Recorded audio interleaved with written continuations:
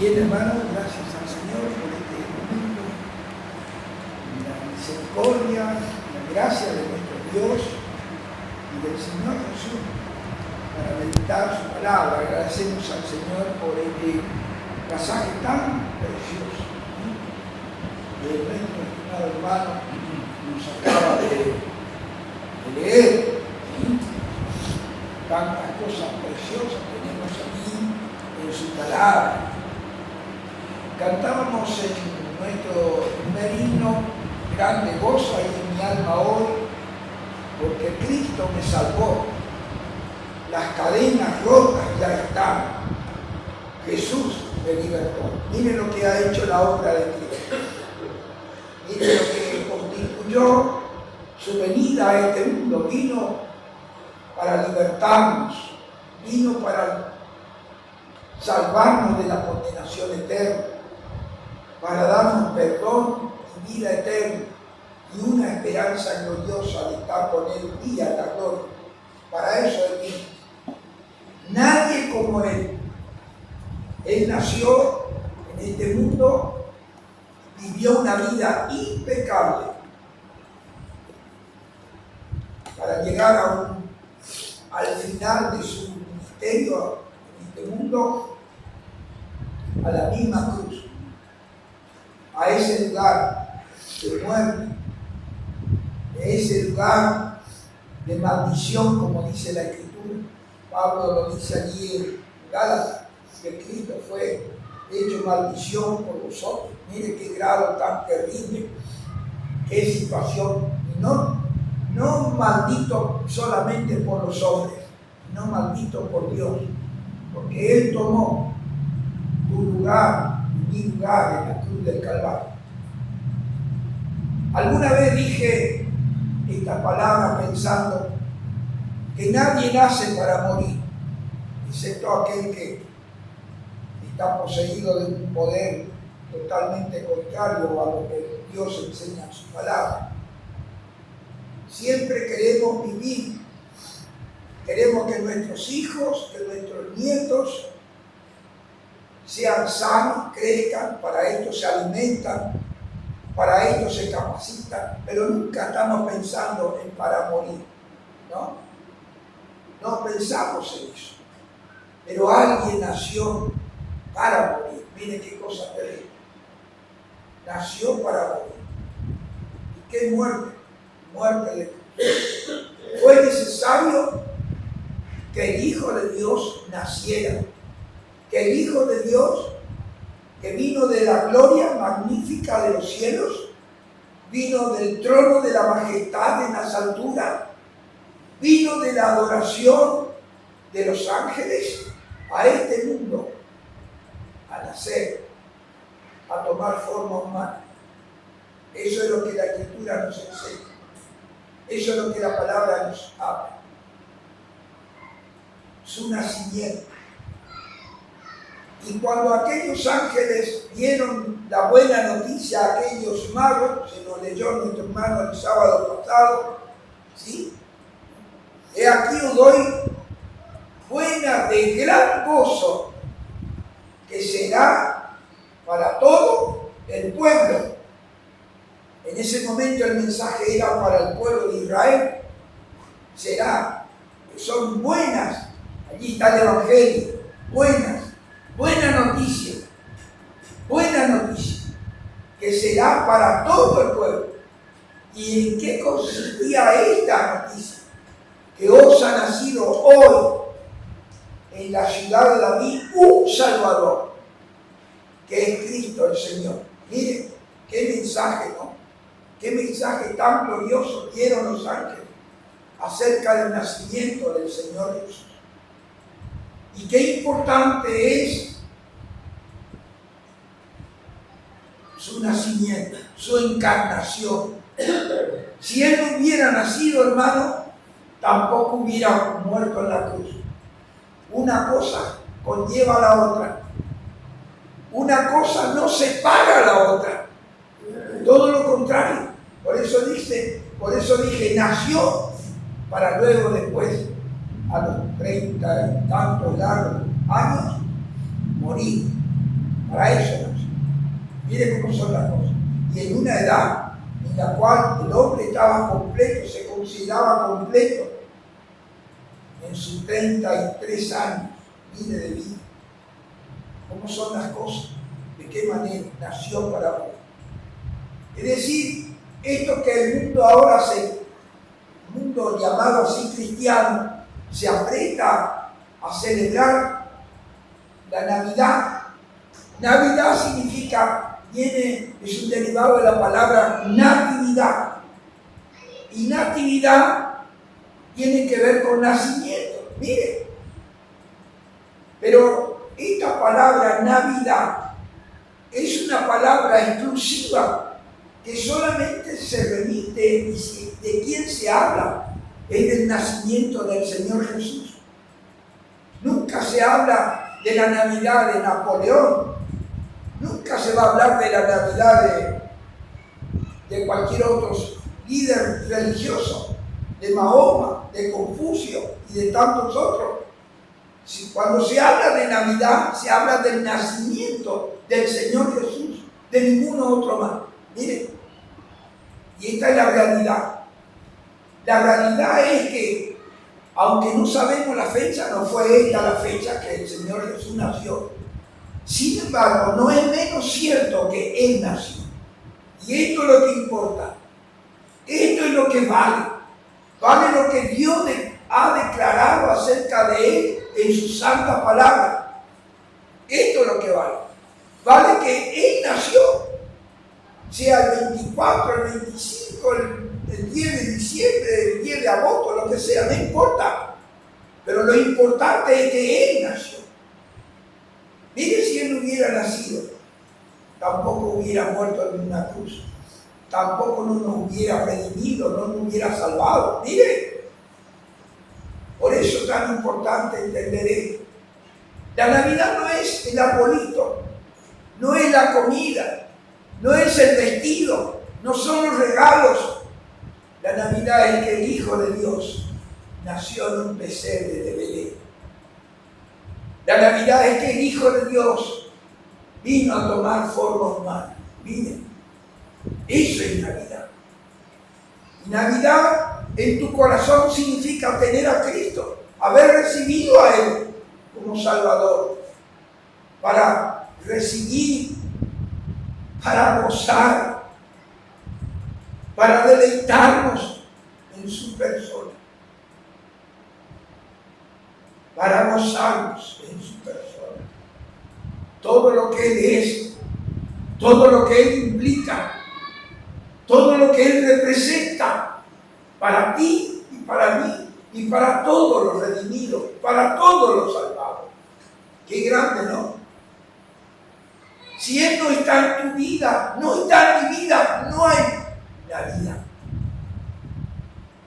No existe. Porque el mundo celebra así, de esa manera.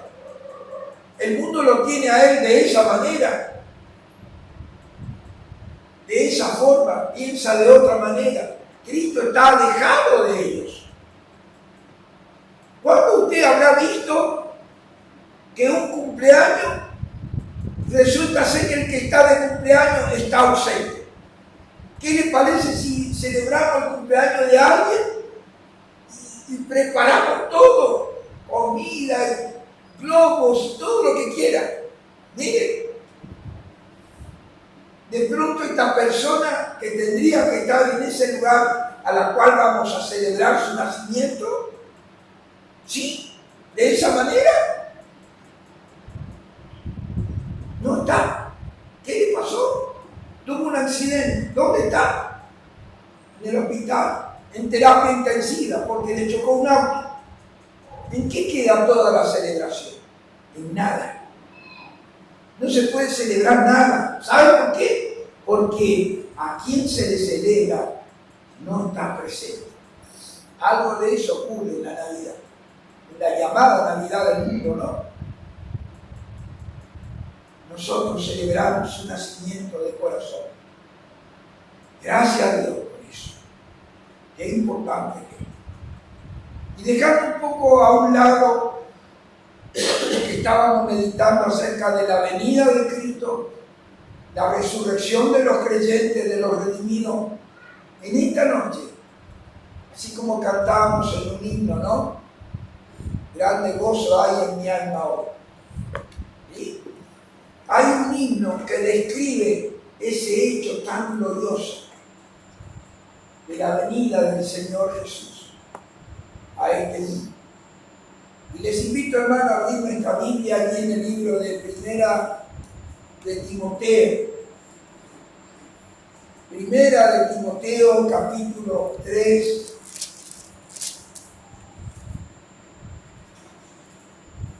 Primera de Timoteo, capítulo 3. Y el versículo 16. Mire lo que declara aquí, que según los entendidos en la Escritura se cree que esta Escritura forma parte de un himno que entonaba la iglesia primitiva. Mire, de la manera como está redactada, de la manera que como está escrita, pareciera ser realmente todo un poema y toda una declaración preciosa para ser tenido en cuenta. Esta maravillosa, esta gloriosa manifestación de la gracia, de la misericordia, de la bondad de nuestro Dios en la persona del Señor Jesús al mundo, a esta humanidad. Y dice así, Primera de Timoteo, capítulo 3, versículo 16.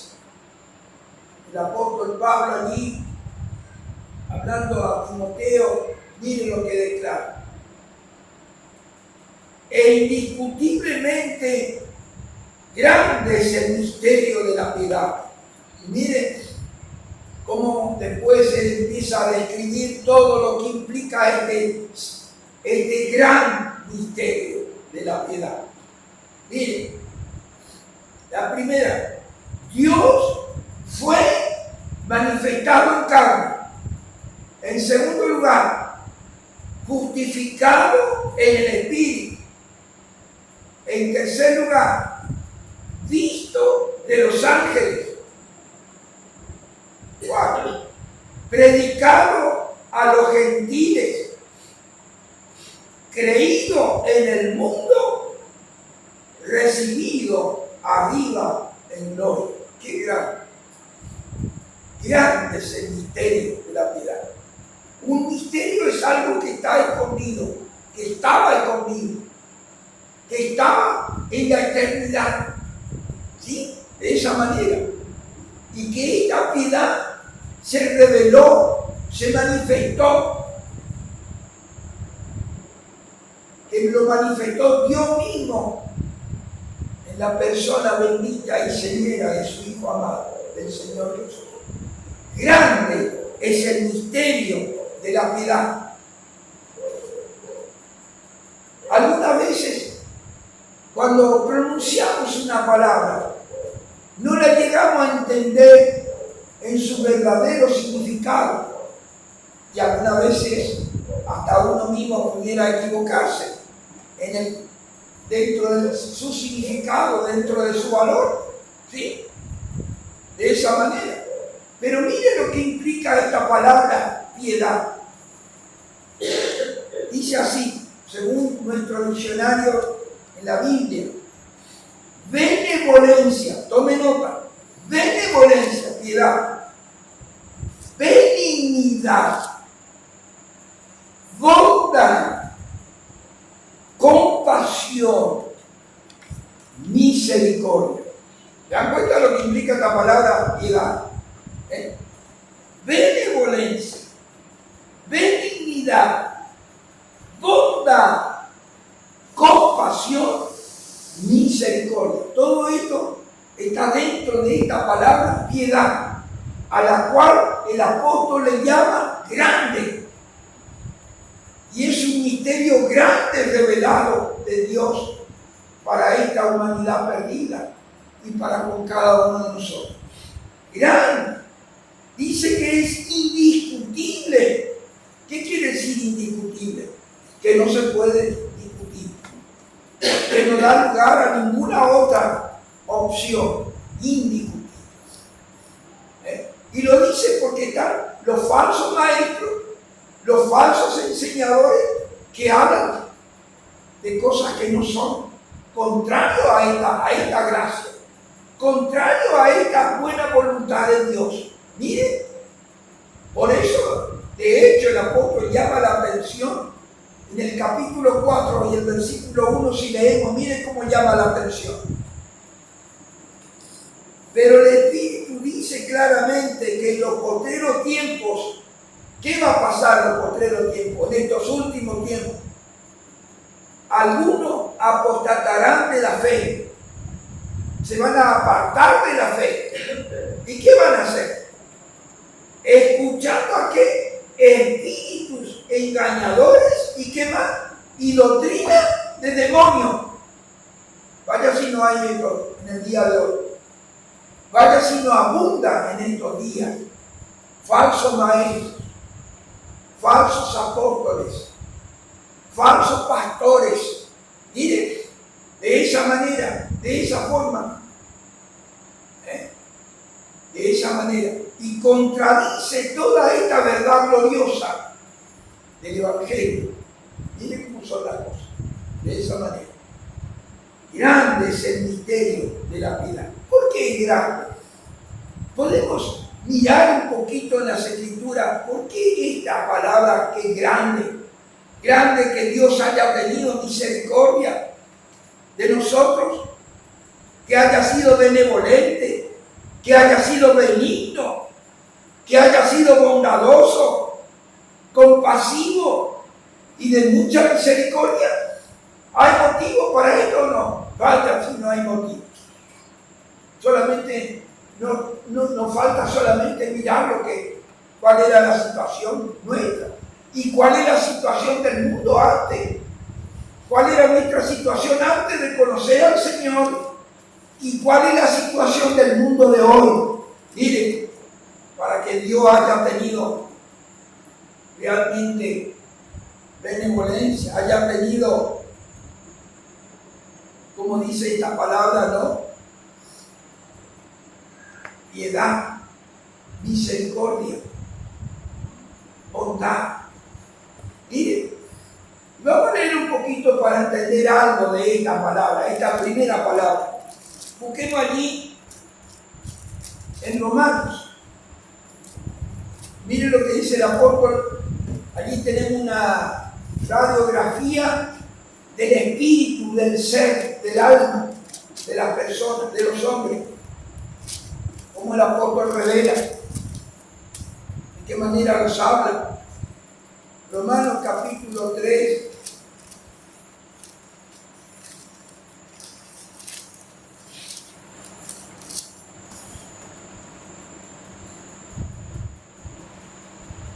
Versículo 9 al 18, mire lo que dice, vamos a leerla. Hay una pregunta aquí entre judíos y gentiles, y hace esta pregunta: ¿qué pues? ¿Somos nosotros mejores que ellos? Romanos 3:9, ¿sí? Encontraron, ¿no? Qué importante. En ninguna manera, pues ya hemos acusado a judíos y a gentiles que todos están bajo pecado. Como está escrito, ya en la Escritura, ya en la palabra de Dios en el Antiguo Testamento está escrito, como está escrito. Mire lo que está escrito: no hay justo ni aún uno, no hay quien entienda, no hay quien busque a Dios. Vaya si no hay gente que dice yo busco a Dios. Mire, no de la manera como realmente Dios desea, ¿no? No hay quien busque a Dios. ¿Qué ocurre? Todos se desviaron, como dice Isaías, cada cual se apartó por su camino, ¿no? Todos se desviaron. A una, mire, a una se hicieron ¿qué? Inútiles. ¿Qué es inútil? Uno que no sirve para nada. No sirve para agradar a Dios, no sirve para buscar a Dios, nada. Miren, inútiles. No hay quien haga lo bueno No hay ni siquiera uno. Mire qué terrible condición. Ni siquiera uno. Uno bueno. Aunque alguien diga, soy un buen padre, soy una buena madre, soy un buen ciudadano, soy un buen patrón, soy tantas cosas buenas, según los hombres. Mire, no hay quien haga lo bueno, no hay ni siquiera uno.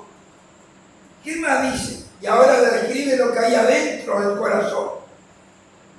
Sepulcro abierto es su garganta, con su lengua engaña, veneno de áspide hay debajo de sus labios, su boca está llena de maldición, mire, maldición y de amargura, sus pies se apresuran para derramar sangre, ¿sí? Quebranto y desventura hay en sus caminos, y no conocieron camino de paz. ¿Cómo termina esta parte? No hay temor de Dios delante de sus ojos. ¿Hay personas así o no? ¿Hay gente así o no? Bueno, si no lo hay. Escuchamos todos los días esto, en la radio, en la televisión, ¿no? Cómo la gente provoca, cómo la gente habla mal, grosero, palabras groseras, palabras hirientes. Miren, esta es la condición del hombre que ha caído, que se ha alejado de Dios. Miren, de Dios. Veneno de áspide hay debajo de su labio. Veneno de áspide. ¿Cómo son? ¿Sabe por qué habla así? Porque habla lo que siente en su corazón. Tiene un odio tal, y ese odio llega hasta el grado mismo del amor. Si yo pudiera matarte, te mato. Esa es la situación. ¿Acaso no hay esto? ¿No se ve derramamiento de sangre todos los días? Acabamos de escuchar una noticia terrible esta tarde. Miren, y así todos los días, hermanos. No hay buena noticia, todo es mala noticia. Nos habla qué enfermo que está nuestra sociedad, qué enfermo está nuestro país, qué enfermo está en el mundo, con guerras, rumores de guerra. No le importa nada de lo que está pasando, las gentes, los niños. Qué bárbaro, inocentes que mueren. Terrible lo que está pasando en el mundo. Esta es la condición. Y en esta condición espera que alguien tenga benevolencia. En esta condición en la cual el mundo está, espera que Dios tenga misericordia, que Dios tenga compasión, que Dios tenga lástima. A pesar de todo esto, Dios tiene misericordia y Dios tiene lástima de nuestra miseria, de nuestra miseria. Qué terrible. Grande es el misterio de la piedad. Grande. Es una gracia infinita. Es una gracia inmerecedora de su amor, de su misericordia, de su bondad. De su bondad. Sigamos el capítulo 3:16. ¿Cómo sigue? Grande es el misterio de la piedad. ¿Cuál es el primero de este misterio? Es el que se empieza a revelar. Dios fue manifestado ¿en qué? En carne. Viendo nuestra situación, nuestra inutilidad. Pablo habla de que éramos inútiles, éramos aún pecadores, y estando en la condición que aún éramos enemigos de Dios, Dios nos amó y envió a su Hijo en propiciación por nuestros pecados. Miren, esa es su gracia. Grande, grande. No se puede medir, no se puede entender humanamente de esa gracia, de esa misericordia que alcanza a todos los hombres.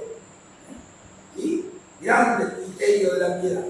Dios fue manifestado en carne.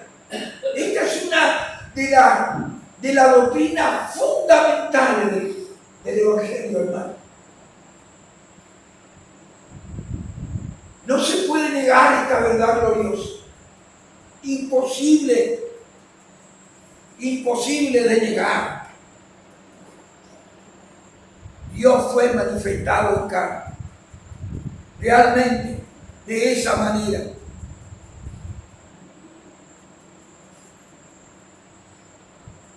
Podemos mirar versículos allí de esa manera. Vamos a leer allí Mateo, Evangelio según San Mateo 1:22, a ver qué dice. Dios fue manifestado en carne. ¿Qué dice allí el evangelista Mateo, capítulo 1 y el verso 22? Mire lo que dice allí.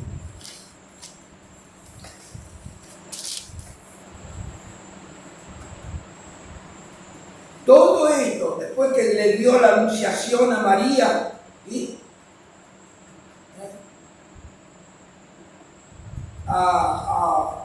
Le dio esta manifestación a su marido José, le dice eso. Todo esto aconteció para que se cumpliese lo dicho por el Señor por medio del profeta, cuando dijo: he aquí una virgen concebirá y dará a luz un hijo y llamará su nombre Emmanuel, que traducido es Dios con nosotros. ¿Qué dice nuestro pasaje que estamos meditando? Dios ha sido manifestado en carne. Miren, qué importante. Dios ha sido manifestado en carne. Emmanuel, este es un nombre especial que está designado a la persona bendita del Señor Jesús. Es un nombre en el cual debemos consagrar. Es un nombre en el cual debemos cuidar. No sería bueno que un creyente ponga a su hijo Emmanuel. No es bueno. O Jesús, no es bueno. Son nombres especiales que están designados solo a una persona, al Señor Jesús. Usted va a ver un boliche por allí, negocio y cuantas cosas más, Emmanuel. Eso no es correcto. Debemos consagrar este nombre especial, el nombre. El sábado pasado nuestro hermano hacía referencia a los nombres que tenía el Señor, que tiene el Señor. ¿Sí? Y este es uno de ellos. Dios con nosotros. Sí, hermano. Dios con nosotros. Volvamos otra vez a 1 Timoteo 3:16. ¿Sí?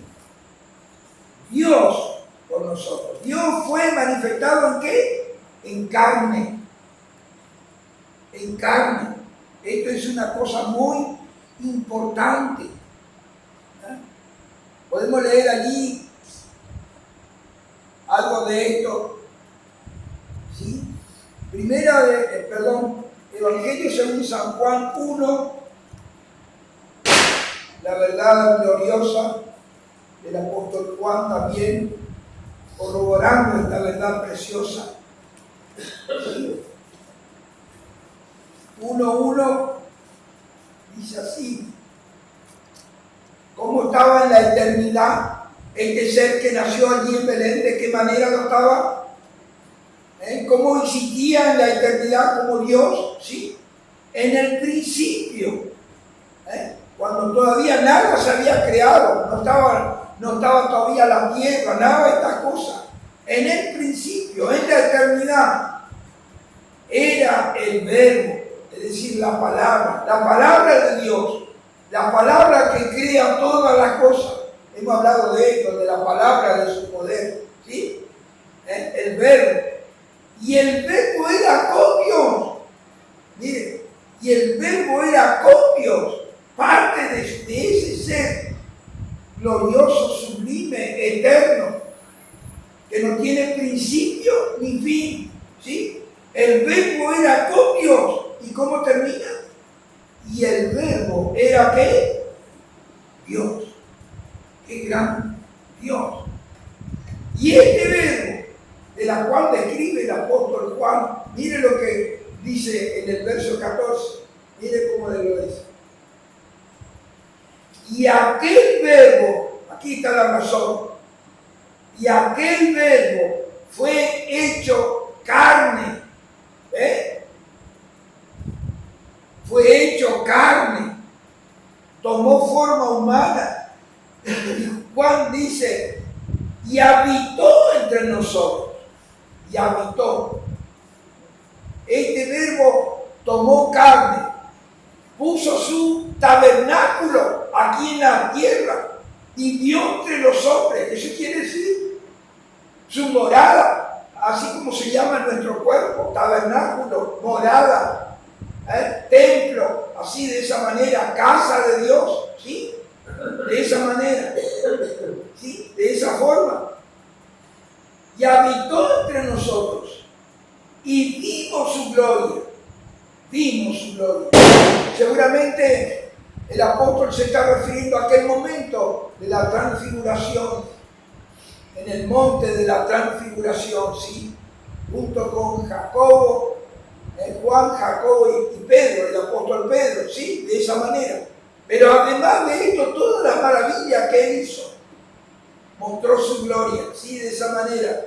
Y vimos su gloria, gloria como del unigénito del Padre, lleno de gracia y de verdad. Mire cómo termina esta expresión, lleno de gracia y de verdad. Él es el ser lleno de gracia, porque es la fuente de gracia. Es la fuente donde emana toda gracia, toda bendición, todo don perfecto en Él, todo lo que Él es. Miren, Él es lleno de gracia, no como se le dice a una criatura, llena eres de gracia. Eso no es verdad, eso no es cierto. Allí el ángel le dice a esa criatura, le dice, has hallado gracia. Es una cosa muy diferente. Has hallado gracia. Como Dios le dice a Noé, pero Noé halló gracia delante de Dios. Y así otros grandes hombres de Dios en la cual Dios dice, ha hallado gracia. ¿Sí? De esa manera. Pero el único ser lleno de gracia, que es la fuente de toda gracia, de toda bendición, es la bendita persona del Señor Jesús. De esa manera. Qué importante ese hecho, ¿no es cierto? Que tomó, fue hecho carne, como dice la Escritura. Miramos otro versículo, ¿sí? De esa manera. Hebreos 2, 14 y 15. Mire lo que dice allí el apóstol Pablo. Hebreos, capítulo 2, el versículo 14. Mire lo que dice allí. Así que, por cuanto los hijos participaron de carne y sangre, Él también participó de lo mismo. ¿Para qué? Para destruir por medio de la muerte al que tenía el imperio de la muerte, esto es al diablo, y librar. Aquí está la salvación. Aquí está la salvación. Y librar, salvarnos, redimirnos, ¿sí? Y librar a todos los que por el temor de la muerte estaban durante toda la vida sujetos a servidumbre. Para eso se hizo carne. Para eso tomó carne y sangre, así dice la Escritura, para poder destruir al que tenía el imperio de la muerte. Dice acá, participó para destruir por medio de la muerte. No había otra manera de redimirnos, no había otra manera de salvarnos. Tenía que nacer para morir, para entregar su vida por los pecadores, ¿sí? De esa manera, por medio de la muerte al que tenía el imperio de la muerte, esto es al diablo, Satanás, el emperador de la muerte. Qué gran, qué tremendo. Hermanos, esto es algo fundamental en la doctrina cristiana, en la doctrina evangélica, algo que no podemos negar. Mire, negar. Leamos primera de Juan, nuestro tiempo se va. Mire lo que dice Juan, el apóstol, también allí en su primera epístola. Primera de Juan, capítulo 4, versículos 2 a 3. Dice así: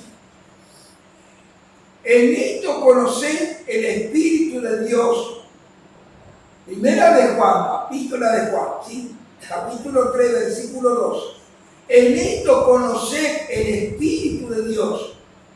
Todo espíritu que confiesa que Jesucristo ha venido en carne es de Dios. Mire, todo espíritu que confiesa que Jesucristo ha venido, porque vino de la gloria. Si bien nació como un niño en Belén, en realidad él ya existía, ya estaba en la gloria, vino de allí.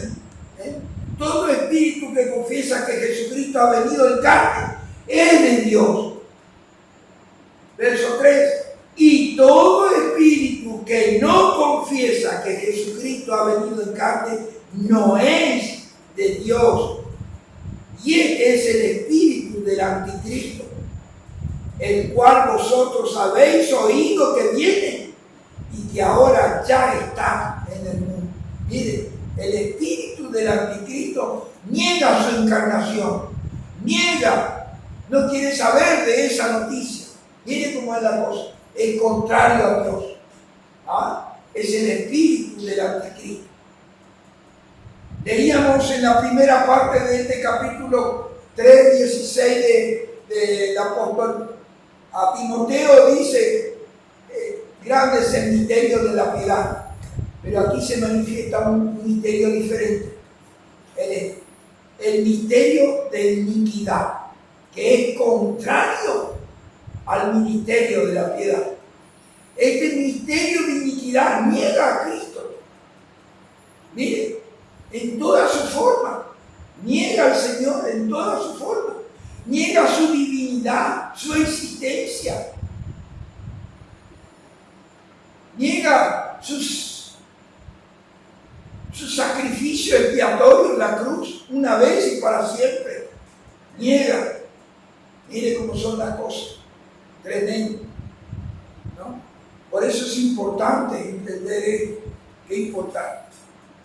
Tengo otro versículo, vamos otra vez a primera de Timoteo. Dios fue manifestado en carne. ¿Qué más? Justificado en el Espíritu.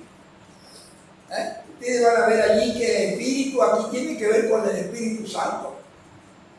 Igual que el versículo anterior que leía. Ese.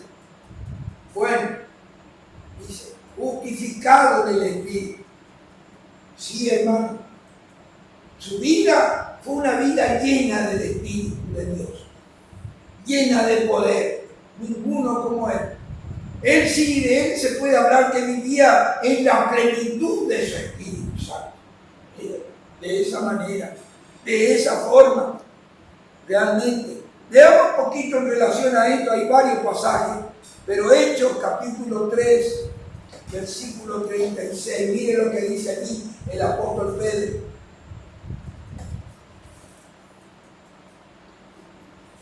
Hechos capítulo 10,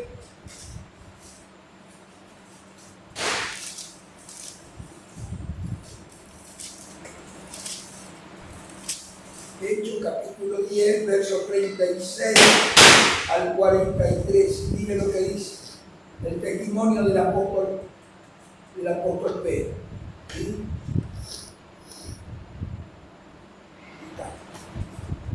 Bueno, mire cómo dice. Dios envió mensaje a los hijos de Israel. Dios envió mensaje a los hijos, anunciando el evangelio de la paz por medio de Jesucristo. Este es Señor de todo. Vosotros sabéis lo que se divulgó por toda Judía, comenzando desde Galilea, después del bautismo que predicó Juan. Y ahora verso 38, miren, cómo Dios ungió con el Espíritu Santo y con poder a Jesús de Nazaret, y cómo éste anduvo haciendo bienes y sanando a todos los oprimidos del diablo, porque Dios estaba con él. Verso 39, y nosotros somos testigos de todas las cosas que Jesús hizo en la tierra de Judea y en Jerusalén, y a quien mataron colgándole en un madero. Verso 40, a este levantó Dios al tercer día e hizo que se manifestase, no a todo el pueblo, sino a los testigos que Dios había ordenado de antemano, a nosotros, que comimos y bebimos con él después de que resucitó de los muertos. Y mire el mandato, versículo 42, y nos mandó que predicásemos al pueblo y testificásemos que él es el que Dios ha puesto por juez de vivos y de muertos. De este dan testimonio todos los profetas, que todos los que en él creyeren recibirán perdón de pecados por su nombre. Mire todo lo que describe el apóstol. Y todo esto con el poder de ¿qué? Del Espíritu Santo. Como dice nuestro pasaje, justificados en el Espíritu. Todo lo que hizo, todo lo que habló, todo lo que enseñó, guiado por el Espíritu Santo, guiado por el Espíritu del Dios vivo. Miren, de esa manera. ¿Qué más tenemos en primera de Pedro 3, 16? Justificado en el Espíritu. ¿Visto de qué? De los ángeles. Los ángeles, hermanos. Los ángeles acompañaron al Señor Jesús. Del mismo momento cuando Él viene a este mundo. ¿Se acuerdan allí en Hebreos capítulo 1 donde Dios el Padre ordena a los ángeles? Dice que ordenó a los ángeles para que la adoren. Cuando introduce al primogénito en el mundo, dice, adórenle todos los ángeles de Dios. Miren, desde ese momento los ángeles se ocuparon en la vida del Señor Jesús. Miren cómo son las cosas. Qué importante, visto de los ángeles. Los ángeles acompañaron al Señor Jesús en su ministerio en Israel. En su nacimiento, como acabamos de leer, en su nacimiento, en las tentaciones del desierto también estuvo los ángeles. En Getsemaní, cuando él ora al Padre si es posible que pasa de él esa copa, en Getsemaní, también vino un ángel para fortalecerle. Así está escrito, ¿sí? En su sepultura, un ángel estaba de un lado y del otro lado. Allí los ángeles en su sepultura, ¿sí? Y en su ascensión a los cielos, también estuvieron los ángeles. Y se presentaron a los discípulos y le dijeron, varones galileos, ¿por qué estáis mirando al cielo? Este mismo Jesús que ha sido tomado de vosotros a ir al cielo, así vendrá como le habéis dicho, ir al cielo. Miren, los ángeles, visto de los ángeles. Hermano, esto es algo inédito. Los ángeles nunca habían visto esto. Jamás había visto al Rey de la Gloria, de quien clama allí en Isaías, santo, santo, santo, Jehová Dios de los ejércitos. Toda la tierra está llena de su gloria. Ver a ese Dios tan exaltado, tan glorioso, tan sublime, y de pronto ver que se hace como uno de nosotros. ¿Sí? Aquel que es el creador de todo cuanto existe, de pronto se hace parte de esta creación. ¡Qué misterio! ¡Qué misterio insondable! que el creador de todas las cosas de pronto tenga humanidad, de pronto sea formado en carne y sangre. Mire, qué misterio tremendo. Esto jamás vieron los ángeles. Hasta ese momento se admiraron, los ángeles se admiraron. Le dijeron a aquellos pastores, les enseñaron a aquellos pastores: no temáis, porque os doy buena de gran gozo, que os ha nacido hoy en la ciudad de David un Salvador. Y esto servirá de señal. Todavía les señaló el lugar, todavía les habló dónde estaba ese niño que había nacido. ¿Ah? Y esto servirá de señal. Mire, hallaréis al niño acostado en un pesebre. Mire, así, de esa manera. Qué bárbaro, qué tremendo, qué misterio insondable. ¿Por qué, hermano, esto? ¿Por qué? Porque grande es el misterio de la piedad. Mirá, visto de los ángeles. Gracias a Dios que los ángeles pudieron admirarse, pudieron ver. Y nosotros, hermanos, damos gracias a Dios que este ser tan glorioso nació, vivió, y no nos quedamos con el niño. Él ya está, no es más niño, ya está en la gloria, ya fue crucificado, triunfó sobre la muerte, resucitando victorioso, ascendió a los cielos y hoy es declarado, dice, como dice el apóstol Pablo allí en Filipenses, ¿no? Por lo cual Dios también lo exaltó hasta lo sumo y le dio un nombre que es sobre todo nombre, para que en el nombre de Jesús se doble toda rodilla y toda lengua confiese que Jesucristo es el Señor, para gloria de Dios Padre. Ese es nuestro Salvador, ese es nuestro Redentor, es al que nosotros servimos, al que nosotros adoramos, al que nosotros amamos, ¿sí? Y que muy pronto viene para arrebatar a su amada iglesia. A Él sea toda la gloria y toda la